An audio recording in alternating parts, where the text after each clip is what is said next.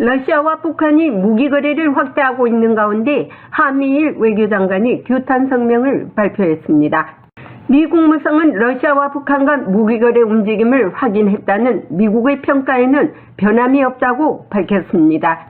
한미일 3국 외무장관들은 성명에서 북한이 우크라이나 정부와 국민을 상대로 사용하기 위해 러시아 연방에 군사장비와 군수품을 제공한 것을 강력히 규탄한다면서 우리는 북한으로부터 대량 살상 무기, 탄도미사일, 재래식 무기 프로그램과 관련된 특정 품목의 북한으로의 이전 및 기술 협력이 다수의 유엔 안보리 결의를 위반하는 것임을 강조한다고 밝혔습니다.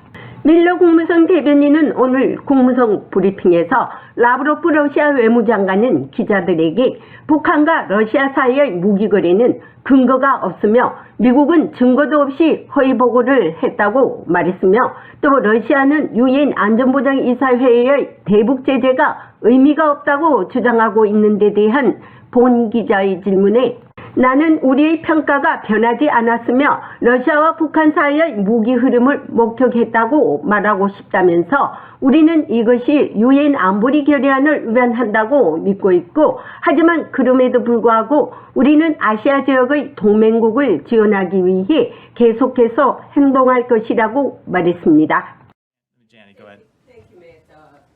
I have a question on the Russia, North Korea, and China. 감사합니다, 매트. 러시아, 북한 그리고 중국에 관한 질문입니다. 라브로프 러시아 외무장관은 기자들에게 북한과 러시아 사이의 무기 거래는 근거가 없다면서 미국은 증거도 없이 허위 보고를 했다고 말했습니다. 또 러시아는 유엔 안전보장이사회의 대북 제재가 의미가 없다고 주장하고 있습니다. 이것을 계약께서는 어떻게 반박할 것입니까? 러시아가 북한에 제재를 가하는 결의안을 러시아가 지지했다는 점을 고려하면 그것이 무의미하다고 주장하는 것을 듣는 것은 흥미롭습니다.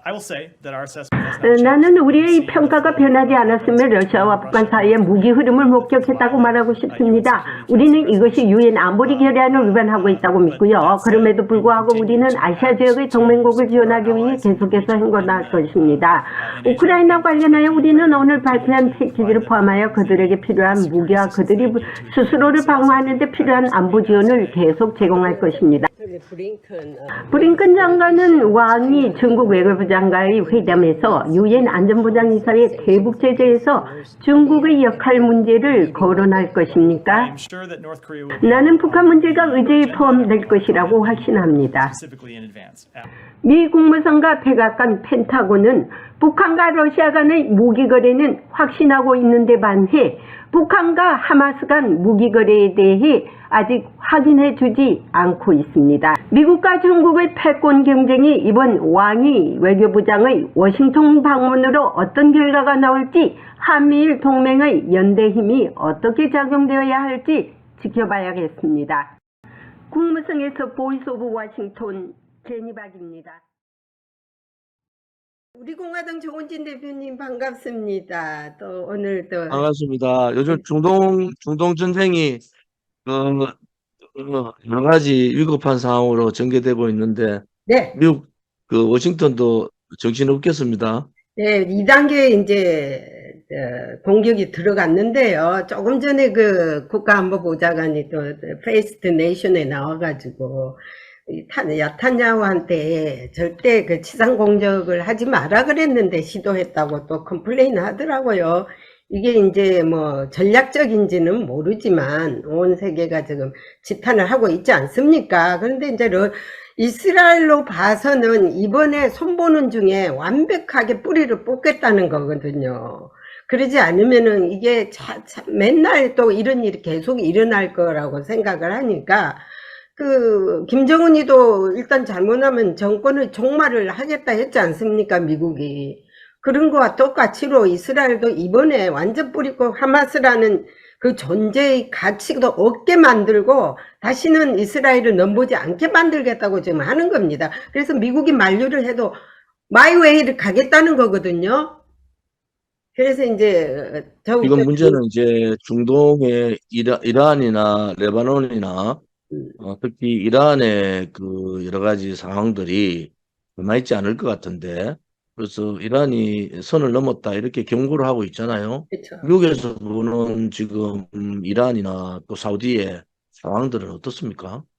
그래서 미국에서 보는 건 지금 또 추가 병력 1000명을 보냈지 않습니까? 군대를. 그거는요, 이스라엘하고 하마스 싸우기 위해서가 아니라 미군을 지키기 위해서 시리아라든지 이란 쪽에서 또 이제 공격을 가끔 받고 있지 않습니까? 미군 부대에. 이거를 막기 위해서, 방어하기 위해서 보낸 거거든요. 근데 이제 지금 아시다시피 그 중국의 왕이가 지금 워싱턴에 와가지고 이제 내일 가는데, 이 양반이 이제 어떤 저기 미국하고의 모종을 해서 저기 중동 정쟁 또는 타이완 이슈, 한반도 이슈를 어떤 결과를 낼지 모르겠지만 내일이면 아마 결과가 완전히 나올 것 같습니다.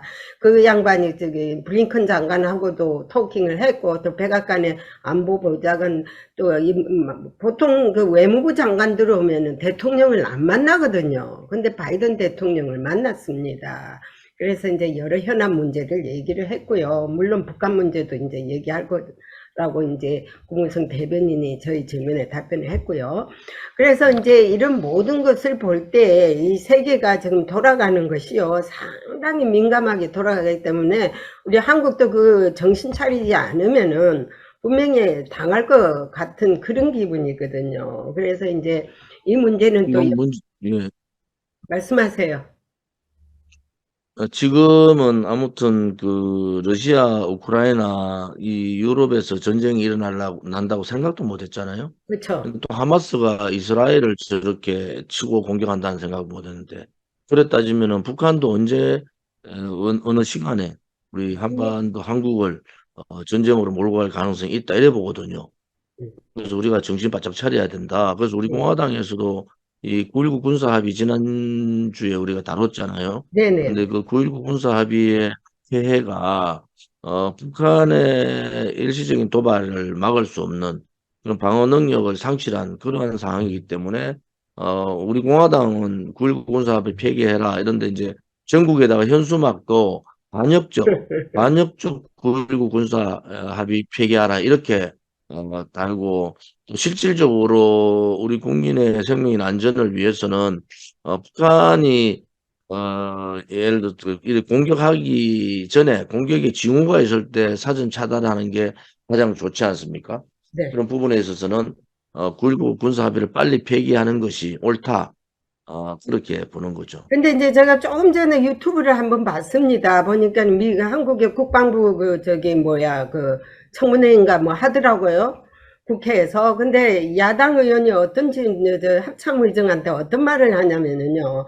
최근 북한 목선이 왔고 그리고 북한 정찰기가 와가지고 NLL 근처에 왔는데 넘어오지 못하고 그냥 돌아갔다는 게 천만다행이다. 그것이 9.19 군사 합의가 있었기 때문에 얘네들이 지키느라고 그렇게 했다. 아주 그냥 북한에 대해서 좋은 평을 하면서 그냥 한국 그 군대는 그렇게 질타를 하더라고요. 아니 그 야당들이 한국의 저기 국민들 세금을 받아 먹으면서 살면서 이게 정말 야당이 한국 그 국회의원입니까? 북한 정신 나간 사람들, 예? 정신 나가도 한참 정신 나가죠. 나간 사람들이 그들이 뭐 북한 핵이라는 게 실질적으로 공존하는 대한민국 국민에 대한 위협이고 우리 안보에 가장 큰 그 위협이 북한의 보유 아닙니까? 그 핵 보유를 위해서 민주당 역대 정권들이 어떤 짓을 했는가? 그 가짜 평화쇼 그 앞에 그렇죠. 햇빛 정책 뭐 이런 걸 통해 가지고 북한의 핵 보유를 만들어내고 북한의 재래 무기 그 사항들도 이번에 러시아하고 무기 거래를 통해 가지고 이제 재래식 무기 중에 첨단 무기 이런 부분에 대해서 굉장히 러시아 기술을 도입하는 데 대한 우리 국민들의 불안감이 대단히 있는데 아무튼 이 좌파들 특히 민주당 내에 있는 주사파 세력들 또 친북 진중 세력들에 대한 경계를 제대로 해야 되고 그들의 발언 자체를 가지고 다음 총선에서 분명히 이 반국가적 행위에 대해서는 총선 심판을 해야 된다. 그지 국민들이 네. 국민의힘이다, 민주당이다, 이런 양당에 이렇게 너무 매몰돼가지고, 국민의 생명, 재산의 위협을 가는 북한의 공격에 대해서, 너무 안일한 생각을 가지게 만드는 그러한 부분들의 인식 변화가 좀 필요하다고 봅니다. 제가 이제 DC에서 어저께 좀 늦게 저기 이스라엘 그러니까 중동 전문가하고 이제 커피를 나누면서 이런 얘기를 들었습니다. 상당히 한반도 문제도 아주 일가견이 있더라고요. 뭐라고 하느냐면은 이제 한국은 그러니까 평화쇼 때문에 김정은이한테 많은 시간을 핵 개발을 하는 시간을 줬다는 거예요. 그래서 아니 그걸 너가 어떻게 아니? 이렇게 다 알고 있다는 거예요.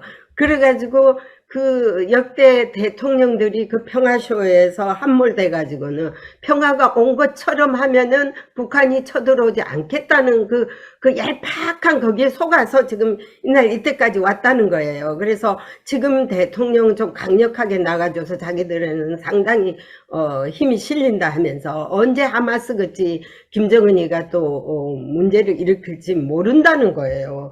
상당히 맞는 말이죠. 자, 그래서 이제 이번에 목선 타고 뭐 4명 왔다는 거 있지 않습니까? 그래서 이제 앞으로 제가 이런 또 분석을 했습니다. 그 사람한테. 앞으로 이제 북한이 아주 가장 원시적인 방법으로 하마스처럼, 이제 올 거다. 침투를. 그렇기 때문에 이 목선도 절대 탈북자가 아니라는 거예요. 탈북자가 그 NLL 근처에서 넘어올 때 이미 북한이 쏴야 돼요. 도망가는 놈, 북한이 그렇게 허술합니까? 자기 나라를 그 해산 NLL 근처에서 얼씬거리는 목선이 있다면 걔들이 먼저 쏴요. 걔들이 먼저 죽여요. 근데 그걸 다 감안하고 넘어와서 뭐 우리 어선에다가 뭐 발탁되고 또 우리가 알 때까지 그거 했다는 것은요. 임의적으로 내보내는 거예요. 그 다음에 들키면은 걸리면은 기순하고 그 안 걸리면 말고 이거라. 걸리면은 기순한다는 하얀 성원들은 한국이 살려주잖아요. 그래서 들어와서 북한이 준 어떤 미션을 택할지 모르니까요. 이번에도 이거 상당한 그 예의주시를 하면서 조사를 해야 되지 않겠느냐 보고요. 탈북자들도 너무 많이 오는 것도 반기지 말아야 됩니다. 거기서 뭔 미션을 띄고 올지도 모르는, 물론 탈북자들이 아무 의미도 없이 한두 분은 한테는 제가 안 듣겠지만은 그래도 탈북자들도 예의주시하면서 지켜봐야 될 것 같습니다. 뭐 인권 차원에서 북한의 여러 가지 그 탄압에 인간 취급을 못 받는, 또 먹고 사는데 또 어려운 그런 그거야 뭐 견디고 고통을 벗어나서 이제 한국을 오는 것은 저희들 환영을 해야 되고, 인권 우리 동포애로서 단지 그 중에 100명 중에 1명, 2명이라도 그런 분자 간첩들이 들어있다든지, 북한이 잘하는 그 테러 분자들이 들어있다든지 이럴 경우에는 굉장히 위험하죠.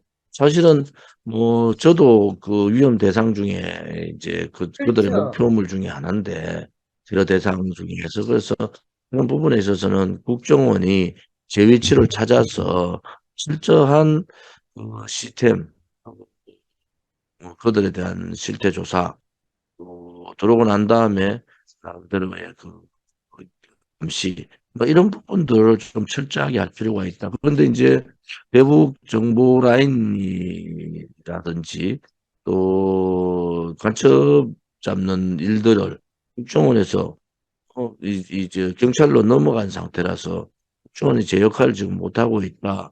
이제 9.19 군사 합의를 폐기하듯이 국정원의 본연의 그 대북 정보 기능, 또 간첩 잡는 일에 다시 한번 더 국정원이 업무 전환이 좀 필요하다, 그렇게 보는 거죠. 미국의 그 CIA도 탈북자들을 100% 액면 그대로 인정하지 않는다고 말했거든요. 그래서 이제 한국이 신중하게 오면은 검사를 하고 해야 되지 않겠느냐 이런 거 우려를 하더라고요. 그래서 이제 그건 그대로 두고요. 이제 한국 정치권을 한번 짚어보기로 하겠는데요.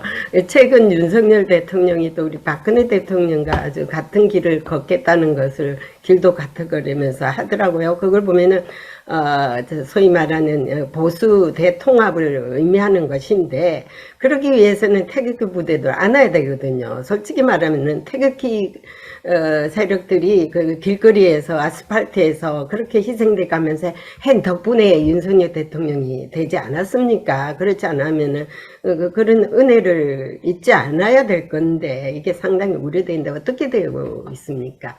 보수 대통합이 뭐, 윤석열 대통령이 현직 대통령으로 박정희 대통령 44주기 추모식에 국립현충원에 참석한 것을 저는 뭐 아주 긍정적으로 보고, 단지 이제 윤석열 대통령이 박근혜 대통령 명예회복 이런 부분에 대해서 좀 더 명확한 명시적 그렇죠. 행동이 좀 필요하다. 단지 총선이 앞에 있으니까 그냥 그 영남의 민심을 다독이기 위해서 의례적인 그러한 방문이라든지 그런 그 정치적인 행위는 바람직하지 않다 이래 보고요. 어차피 박근혜 대통령은 뭐 친박은 없다 그러고 이제 정치를 뭐 거의 안 하시는 상황으로 지금 가고 있는 그 그렇죠. 입장에서는 우리 공화당도 박근혜 대통령께서 이제 뭐 과거 인연을 그냥 과거 인연으로 끊자 뭐 이렇게 얘기하시니까 좀 어, 섭섭하고 좀 그렇죠. 화도 나고 하죠. 그렇지만은 박근혜 대통령이 건강을 찾아서 정치 쪽에 이렇게 관여하기보다는 오히려 전직 대통령으로서 국가의 또 원로로서 그런 여러 가지 하실 역할들이 있을 거다 이렇게 보고 우리는 뭐 탄핵 문제를 박근혜 대통령의 개별의 잘못으로 인정하는 데 대해서는 동의할 수가 없다.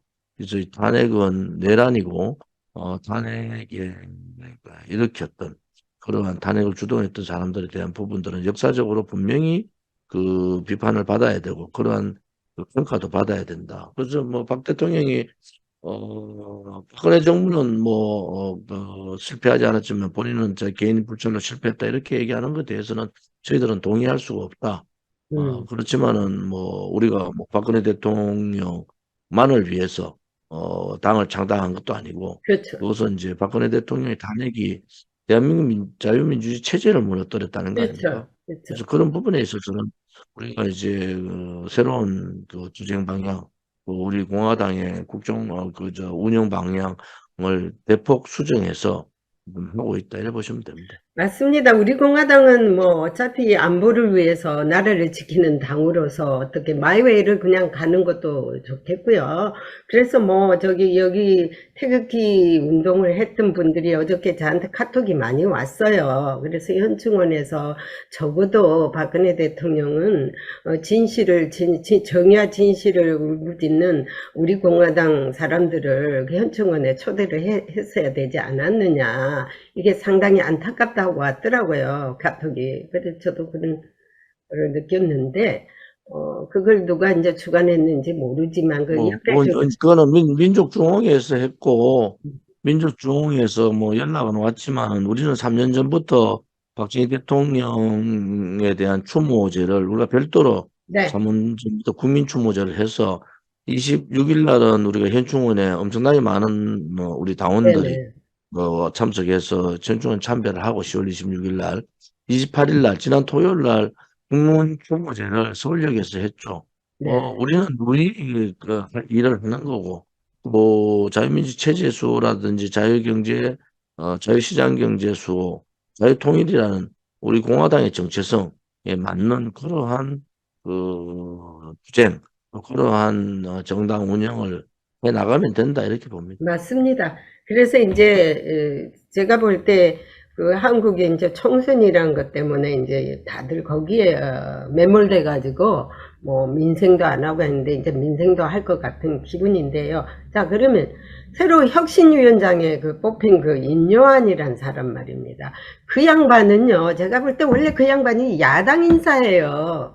야당 인사기 때문에 절대 여당에 유리한 쪽은 하지 않을 거라고 봐요. 본인은 중심을 잡겠다고 하는데 제가 볼 때 벌써부터 뭐 삐걱거리는 소리가 나더라고요. 어떻습니까? 그 양반. 파란 눈의 한국인, 뭐, 기와 1호, 뭐, 또 하나는 인용한 혁신위원장의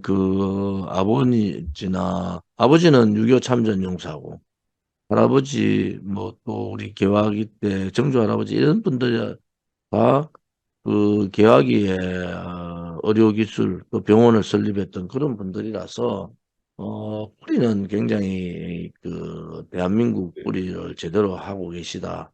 단지 하나 이제 국민의힘이 이념한 혁신위원장이 혁신안을 제대로 받아가지고 할 거냐. 또 하나는 한다 하더라도 이제 김기현 대표 체제가 제대로 일어서서 다음 총선을 치러서 이길 수 있느냐 하는 부분들은 우리가 좀 더 지켜볼 필요가 있다.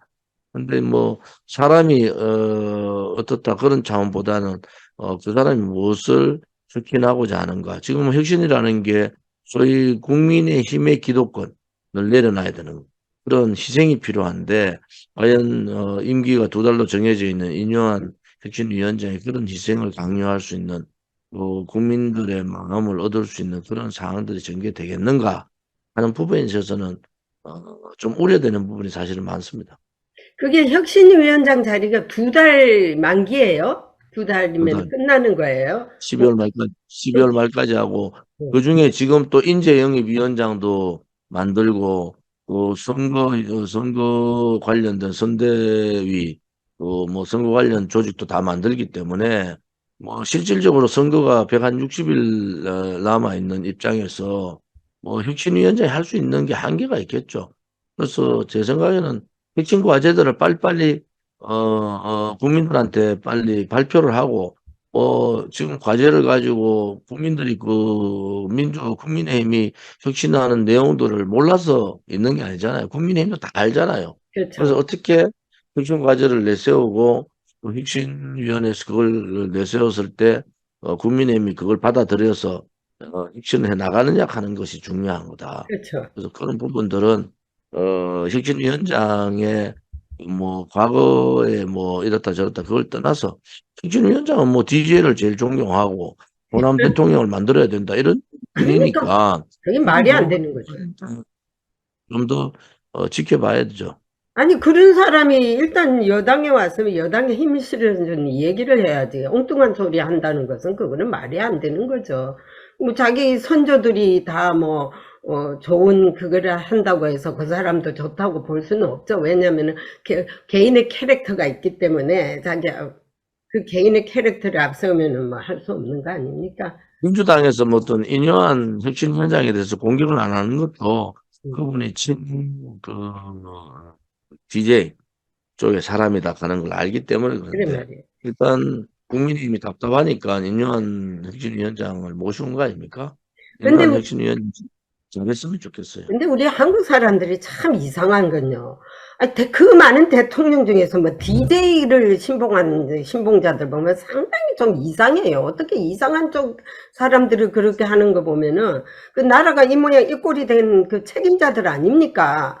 북한의 핵도 뭐 자기가 절대 안 한다고 뭐 개발 안 한다고 장담한다고 해놓고 갑버리 놓고 뭐 어떻게 또 책임질 겁니까? 그런 거 보면요.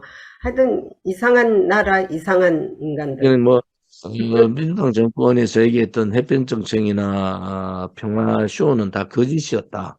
결국은 그 모든 거짓에 따른 북한의 핵, 또 다른 재래식 무기, 그런 군사력의 강화 이런 부분들이 두고두고 대한민국 국민들을 괴롭힐 거다 이렇게 보는 거죠. 지금 이제 한 번 속고 두 번 속고 세 번은 속지 말아야 됩니다. 김대중한테 속고 문재인한테 속고 노무현한테 속고 지금 세 번째 속았지 않습니까? 이제 속으면은요 이거는 사람도 아니에요. 이게 어떻게 된 한국 국민들한테 진짜 아주 혹독한 말을 하지만은요 속으면 안 됩니다. 왜냐면 지금 미국도요 이제 대선이 있지 않습니까 내년에. 그리고 이제 트럼프 대통령 쪽에 이제 그 바이스 펜스 부통령이 들어서 했습니다. 대통령 출마 안 한다고 어제 선언을 했거든요. 다른 사람이 나왔더라고요. 그리고 이제 바이든 대통령과 지금 대선 여기에 아주 바빠요. 한국도 바쁘겠지만 이래서 한반도에 문제가 일어나도요. 미국이 지금 이스라엘 전쟁 치지, 우크라이나 전쟁 치지, 양쪽 전쟁 치느라고요. 지금 뭐 어디 뭐 한반도 관심 쓸 사이가 없어요. 그러니까 그게 이제 가장 우리로 봐서는 리스크인데 어쨌든 우리 국방은 우리가 좀 더 신경을 쓰고 국민들의 정신부터 좀 바꿔야 되겠다. 이제 더 이상 거짓 평화쇼, 거짓 해피쇼에는 속아서는 안 된다 이런 생각을 갖고 있습니다. 그러다 보니까 남중국에서 중국이 또 필리핀 또 함정을 갖다 들이받고 그래갖고 지금 또 그쪽하고도 또 문제가 생길 것 같아요. 하여튼 여러모로 이상이 났으니까 지금 이래가지고 한반도 이슈가 조금으로 밀리고 있는데 저는 자꾸 스킵을 하고 있습니다. 그래서 이제 이런 것들을 우리 이제 물론 정부에서 빨리 다 이제 모니터를 해가지고 이런 사이에도 관심을 갖도록 미국에 관심을 갖도록 여러 외교 차원에서 해야 되지 않을까 생각합니다. 오늘은 우리 대표님께서 시간이 없으시니까 이렇게 짤막하게 마무리를 하겠습니다. 감사합니다. 자, 안녕히 고맙습니다. 계시고요. 건강하십시오. 예, 땡큐. 고맙습니다.